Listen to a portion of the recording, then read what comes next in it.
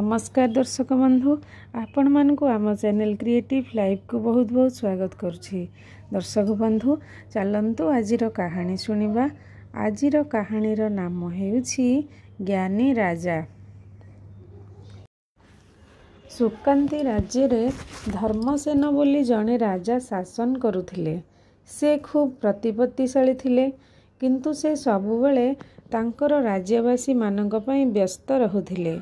तांकर राज्यवासी खूब सुख शांति रे रहुथिले। यह तांकर एकमात्र इच्छा थिला।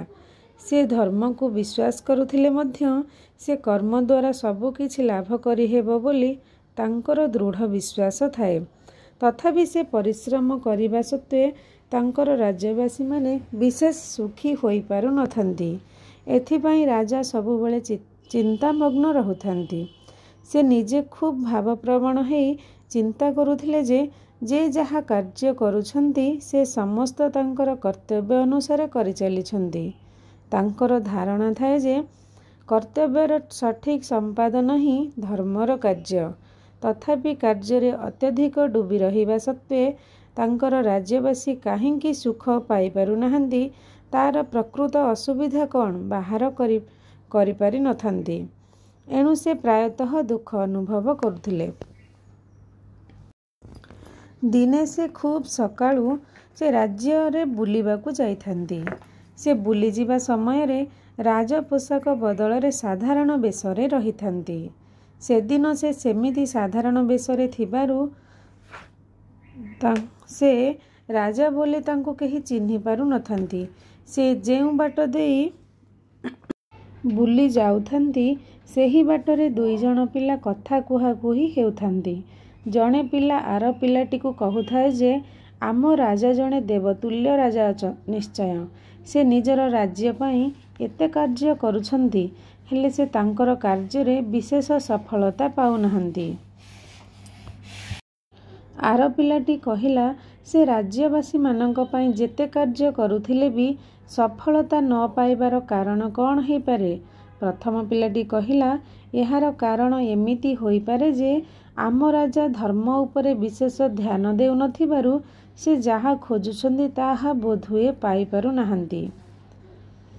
पिला दुई जनक कथाबार्ता सुनी राजा खूब प्रभावित होई गले एवं संगे संगे से उआस को फेरी आसी चिंता कले जे बोधुए से कौनसी धर्म कार्य अनुष्ठान करू नथिबारु असफल हेई थाई पारंती। तेणु से चिंता कले जे से किछि धर्म कार्य अनुष्ठान करी देखिबे काले तांकर कार्य रे सफल होई पारिबे। सेमिति बहुत भाबु भाबु राति रे एकथा भी चिंता कले जे धर्म कार्य अनुष्ठान कले सफल हेबार निश्चिततार संभावना मध्य नाही। एमिति भाबु भाबु से निदरे सोई स्वप्नटिए देखिले। स्वप्न रे से देखिले जने दिव्य पुरुष तांको कहूथांती, हे राजा तुमे जने कर्तव्य परायण राजा, तेणु तुमर आंतरिकता सत्वे सफल हेउ नथिबारु तुमे खूब व्यतिव्यस्त। तेणु तुमर व्यस्तता देखि मु तुमको साहाय्य करिबाकू प्रतिश्रुति देउछि। तुमे कौन चाहुछ मते खाली कुह, तुम मनर कथा निश्चय पूरण होई जिवो। राजा से दिव्य पुरुषों को कहिले मोर राज्यर प्रत्येक लोक खुशी रे रहिबाकू हेले जहार जेतिकी धनर आवश्यकता अछि आपण दे दियंतु। एकथा सुनी से दिव्य पुरुष कहिले हाँ हेई जिवो। एतिकी कही अदृश्य होई गले। से दिव्य पुरुषंकर अंतर्ध्यान हेबार देखी राजा एणे तेणे तांको खोजिला बेलकू तांकर निद भांगीगला। सकाळ होई आसुथाए। राजा उठी पड़िले। से निजर कर्तव्य लगी पड़िले। से सबुदिनिया कार्य करिबा भितरे डूबी रहिले। तेबे किछि दिन कटि जिबा परे से अनुभव कले जे तांकर राज्यवासी माने धनी होई गलेनी, किंतु से देखिले जे राज्यवासी आवश्यक धन पाइबा परे भी सुख शांति पाउ नाहंती।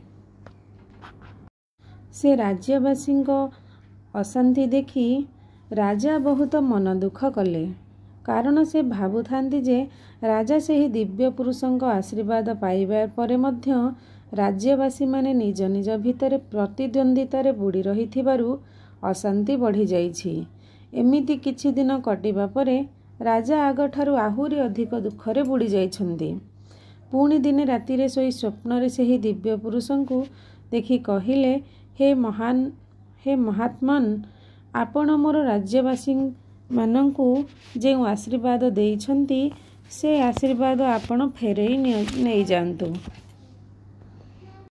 से दिव्य पुरुष कहिले, हे राजा, तुमे खूब कर्तव्यनिष्ठ, तथापि तुमर दुख देखि भाबुथिली जे तुमर राज्यवासी माने आवश्यक धन पाइले जदि खुशी रे रहिबे तेबे तुमर दुख जीव, किंतु से कथा हेला नहीं। ठीक अछि, एबे तुमे आगठारु अधिक दुख भोग करुछ, एणु कौन कले तुमे सुखी होई पारिबो?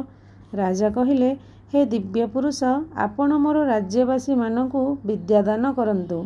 राज्यवासी माने जदि सठिक विद्या अध्ययन करि पारंती तेबे सेमानंकर ज्ञानोदय हेब। सेमाने ज्ञानी होई गले सेमाने कौन उचित बा अनुचित ठीक बुझी परिबे। ज्ञानर प्रकृत प्रयोग हेले सेमाने उचित मार्ग रे निजकु चलई नेले सेमाने खूब खुशी रे रही परिबे। राजांक ठारु एकथा सुनी दिव्य पुरुष हसिले एवं आश्वासन दे कहिले, हे राजा, तुमर एई इच्छा खूब शीघ्र पूरण होई जिवो। राजा पुणी कौन कहिबाकू जाउछंती हठात तांकर निद भांगीगला। तथापि राजा खूब खुशी होई गले जे एबे तांकर राज्यवासी धन हराइबे नहीं, कारण से दिव्य पुरुष एई आशीर्वाद तो फेरई नहीं जाई नाहंती, बरम धन सह ज्ञान मध्य मोर प्रत्येक राज्यवासी पाइबे। तेणु एबे ठारु समस्ते अल्प दिन मध्यरे खूब खुशी रे समय अतिबाहित करिवे। किछि दिन जीवा परे राजा हृदयंगम कले जे तांकर शिक्षा व्यवस्था खूब मार्जित होई जाइछि एवं राज्यवासी खूब ज्ञान अर्जन करिलेଣି, किंतु आस्ते आस्ते राजा अनुभव कले जे तांकर राज्यवासी माने धनी एवं ज्ञानी हेबा परे मध्य शांति पाहु नाहंती। राजा तार कारण अनुधान करी देखिले जे राज्यवासी माने निजको खूब ज्ञानी बोली भाबी निजको बड़ बोली भाबिबारे व्यस्त रहुछंती। आवश्यकता अनुसारे धन पाइथिबारु केही काहाकू मानिबा अवस्थारे रहु नाहंती। एणु राजा बेसी मर्माहत हेले जे लोकर चलिबाकू धन निश्चय दरकार, किंतु धन मिली जिबा परे जनकर अन्य ठारू बड़ हेइजी रहिबार लालसा जागी उठुछि। एणु एथिरु मुकुलिबा पई ज्ञान दरकार बोली जहा भाबुथिले से भी ठीक नुहे। से पुणी चिंता कले जे दुख प्रकृत कौन होई पारे। एकथा चिंता करी से पूर्वपरि दुख भोग करि चलिले।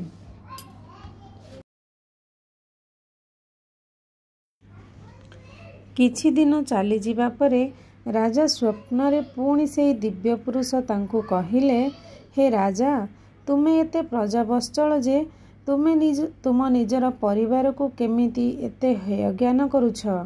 राजा कहिले, हे दिव्य महात्मा, आपण देखंतु मु राजा, तेणु मोर दायित्व प्रत्येक राज्यवासी को ठीक भाव पालन करिबा। एणु मोर समग्र राज्यवासी मोर परिवार। एणु मो परिवार सह समस्त राज्यवासींकर दायित्व एवं मोर एतिकी जेमिति समस्ते सुखरे रुहंतु। दिव्य पुरुष कहिले, से कथा ठीक, किंतु तुमे एते कष्ट सहिबा स्वाभाविक नुहे। तथापि तुमे राज्यवासींकर उन्नति पई जदि एते चिंतित तेबे कौन कले सेमाने सुखरे रहिबे बोली भाबुछ। राजा कहिले, धन एवं ज्ञान लोकंकु शांति देई पारिबनी बोली मु जानि सारिलेणी। तथापि भाबुछि से जदि जणे लोकर बुद्धि थाए तेबे से शांति रे रही पारिबो। दिव्य पुरुष कहिले, हौ, तुम कथा ठीक हौ, एबे तुमे परीक्षा करी देख। राजा पुणी किछि कहिबाकू जाउछंती तांकर निद भांगीगला। एबे राजा टिके खुशी अनुभव कले, कारण तांकर राज्यवासी माने उचित बुद्धि रे परिचालित हेबे एवं खुशी रे रहिबे। किंतु किछि दिन जीवा परे से देखिले जे राज्यवासी माने आगठारु बेसी दुखरे रहुछंती। सत कथा एतिकी जे लोकमानकर बुद्धि बढ़ी जिबा परे लोके बुद्धिर अपव्यवहार करिबारे लागिछंती। सबु जगारे चालाखी देखाई धन, प्रतिपत्ति एवं गर्व देखाइबारे समस्ते व्यस्त।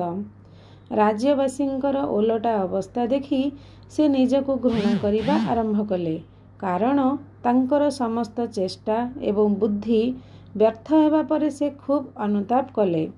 ଏମିତି କିଛି ଦିନ ଯାଇଛି, ସେ ରାତିରେ ସ୍ୱପ୍ନରେ ସେହି ଦିବ୍ୟ ପୁରୁଷଙ୍କୁ ଦେଖିଲେ ଯେ ସେ ରାଜାଙ୍କୁ ପଛ କରି ବସିଛନ୍ତି।